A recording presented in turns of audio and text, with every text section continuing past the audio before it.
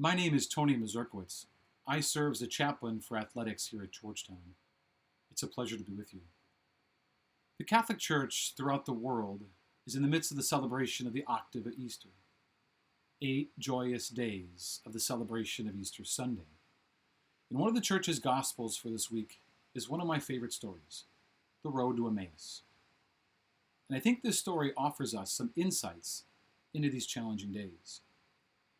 2 of the disciples have just left Jerusalem and are on their way home to Emmaus when they meet Jesus.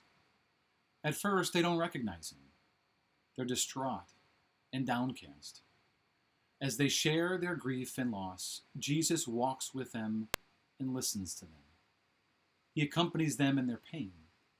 He holds the space for them in their suffering. In the face of this coronavirus pandemic, we have every reason to be downcast. Throughout the world, thousands have died. Millions are sick. Billions are sheltering. Here in the United States, over 20,000 people have died. Millions of Americans have applied for unemployment. Businesses are closing or in turmoil. The doors of our worship spaces are closed. And the poor and the oppressed have been pushed even further towards the margins.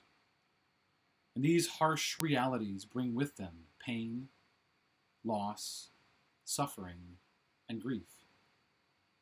And in the same way the divine walked with and accompanied the disciples in their loss, so too does the divine walk with and accompany us in our suffering. As the story of the road to Emmaus continues, Jesus challenged the disciples in their struggle to believe.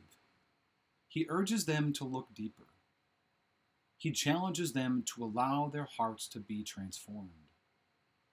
We too are being challenged to go deeper during this pandemic, to open our hearts even more to the divine dwelling within us, not to ignore, not to numb, not to minimize our experience, but to live these potentially traumatic times at the deepest recesses of our beings and our shared communities. Towards the end of the story, the 2 disciples arrive to Emmaus, and Jesus gives the disciples the impression that he's going to go on farther. So they invite him to stay with them. They extend the gift of hospitality. They reach through their own pain, their own grief, their own loss, to be present to the other. How are we extending this gift of hospitality in our time of loss? Is it that extra phone call or FaceTime or Zoom session with a family member or friend? Is it making a meal for the homeless and sharing it with them? Is it one of the many service opportunities that are being publicized on Georgetown Center for Social Justice website? Or is our hospitality more time in prayer for those who are sick, those who are on the front lines, those who have died, or those who have grieved alone?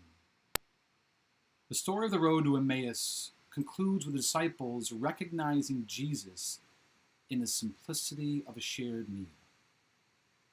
I wonder if we too are being invited now, in the days ahead, to recognize the divine in the simple moments of our lives.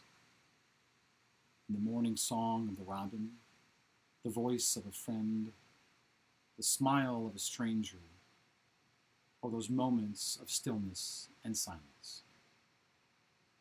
Peace be with you.